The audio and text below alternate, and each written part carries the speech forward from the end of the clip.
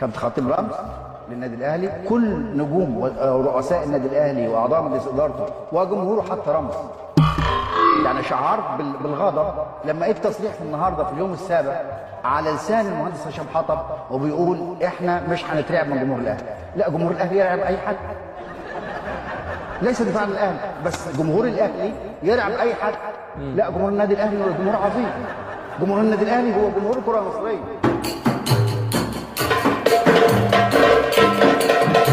ده كلامي مش هغيره ورأيي مش هغيره. أعظم جمهور في العالم هو جمهور نادي الزمالك. تعظيم سلام لجمهور نادي الزمالك، ودايما جمهور الزمالك عظيم. أنا فخور بجمهور الزمالك. احنا قعدنا موسم كامل من سبب هزايم الزمالك جامايكا. الموسم اللي بعده من سبب هزايم الزمالك السحر المغربي. الموسم الحالي من سبب هزايم الزمالك هاني العتيق.